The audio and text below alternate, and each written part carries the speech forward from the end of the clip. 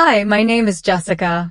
I am a 29-year-old newlywed, embarking not just on a new chapter of love, but also on an unexpected battlefront that revolves around an inheritance, a whopping $50 million, or so the rumors say. But let me tell you, money, especially the kind you haven't even gotten yet, can turn fairy tales into nightmares real quick. My husband, Steven, is everything you'd want in a partner. Charming, kind, and utterly unaware of the storm brewing in his family. Then there's Melissa, my mother-in-law, whose first words to me weren't about how happy she was for us, but rather how thrilled she was about the good fortune I was bringing into the family. Frank, my father-in-law, tries to stay out of her schemes, but it's clear he's tired of her antics. It didn't take long for Melissa's true colors to show.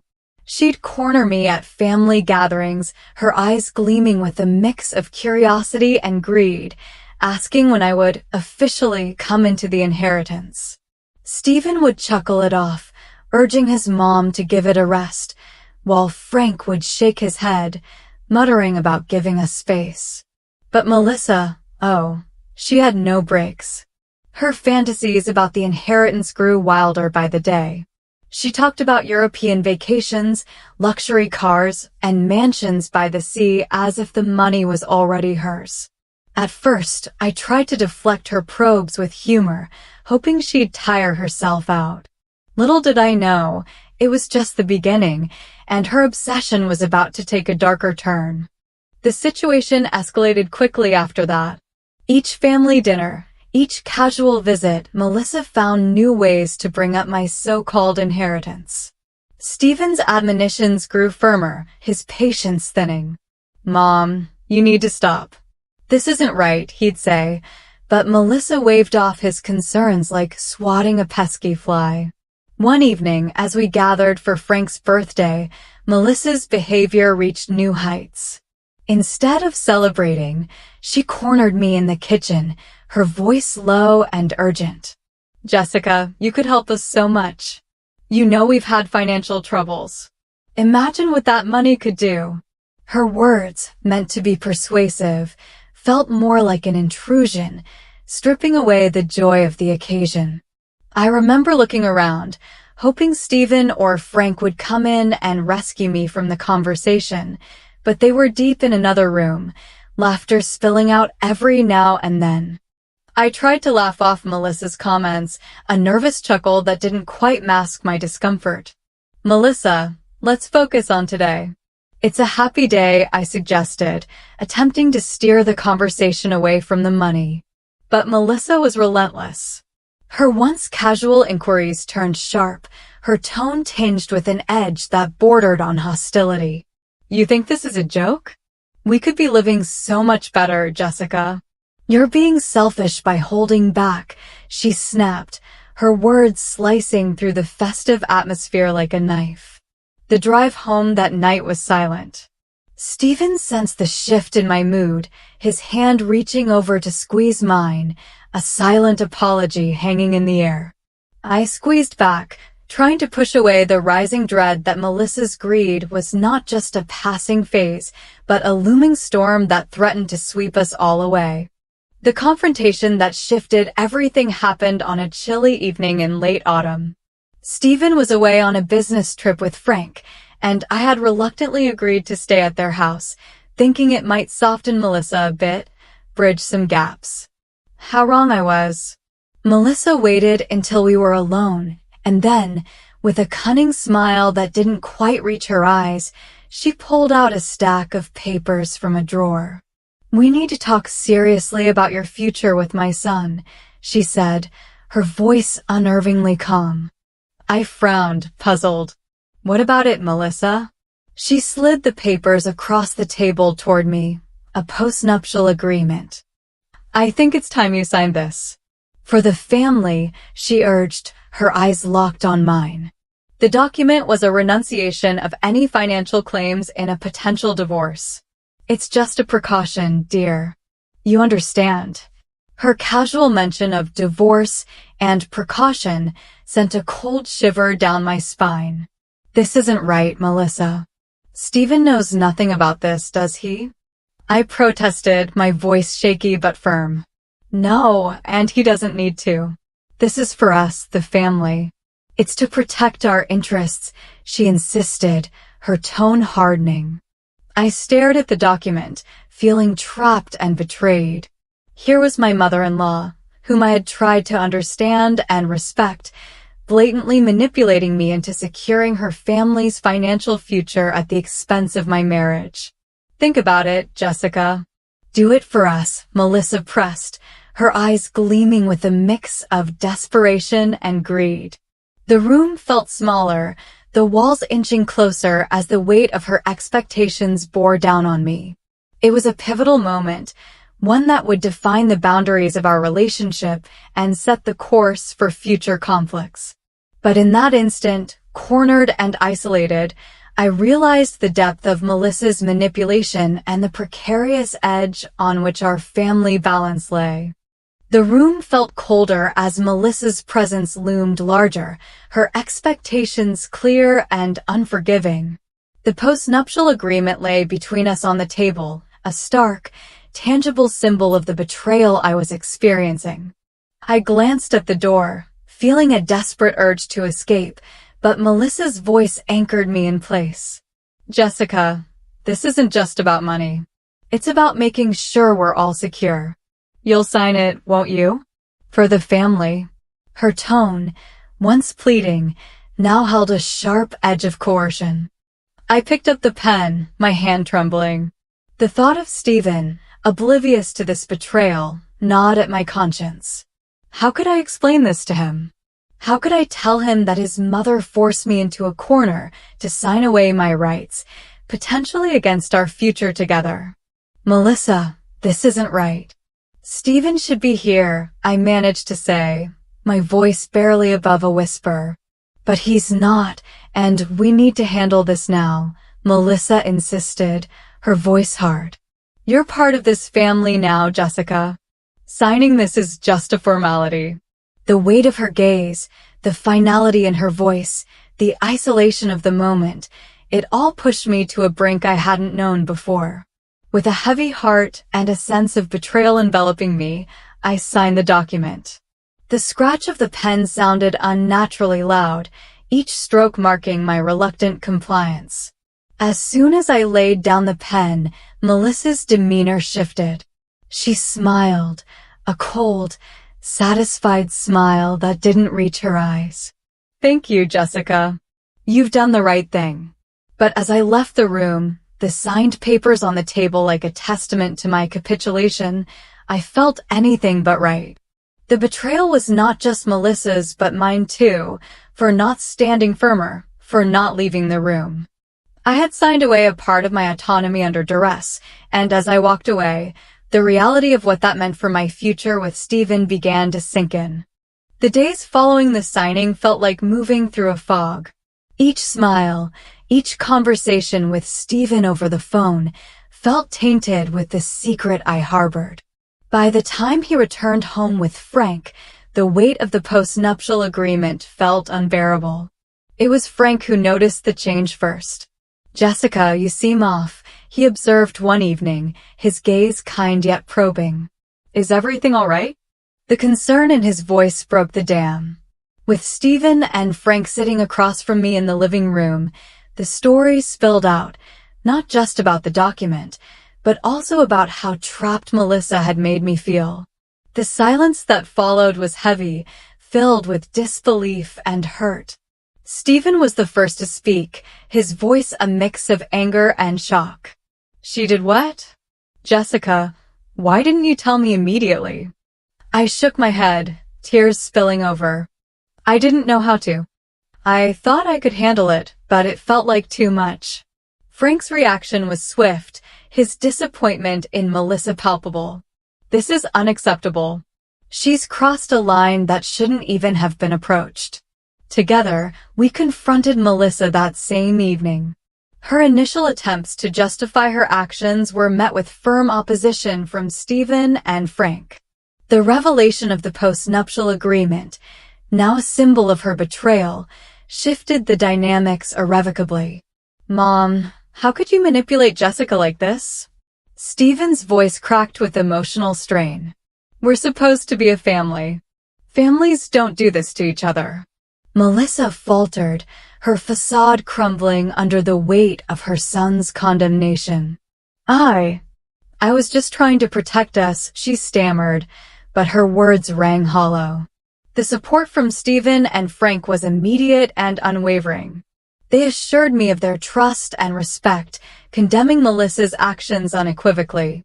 That night, we decided as a united front that such deception could not stand. It was a pivotal moment, one that began the process of healing and realigned our family values away from deceit towards transparency and mutual support. In the wake of the confrontation, the atmosphere at home turned palpably tense. Melissa, faced with the united front of her family, struggled to defend her actions. Her attempts to justify her behavior only deepened the divide, her words echoing hollowly against the walls of the family she had tried to manipulate. Stephen, his relationship with his mother frayed, sought solace in clarity.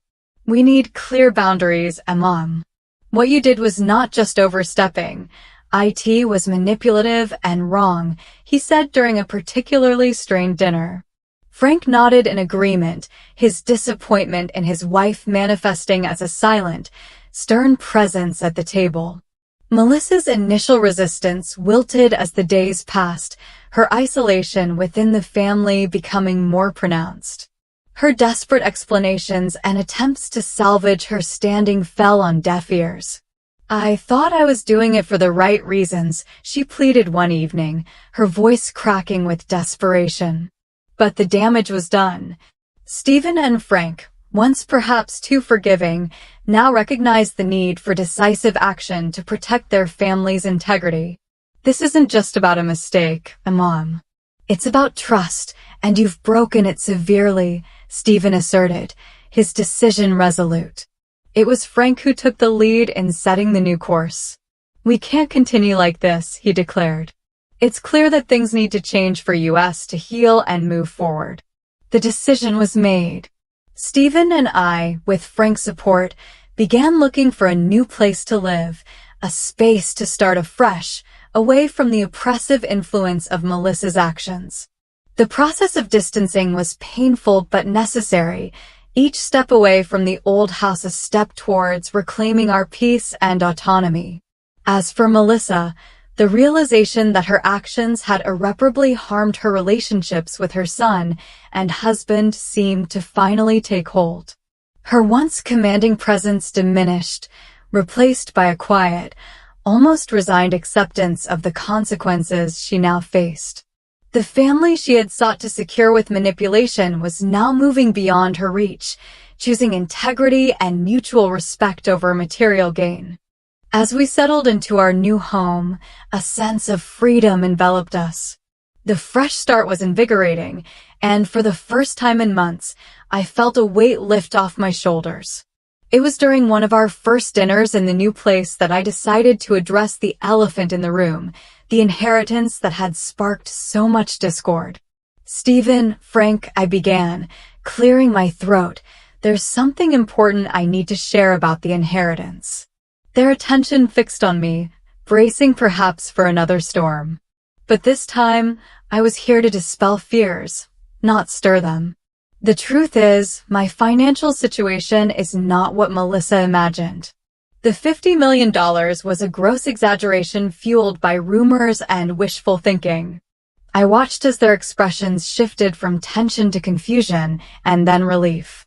Stephen reached for my hand, his touch warm.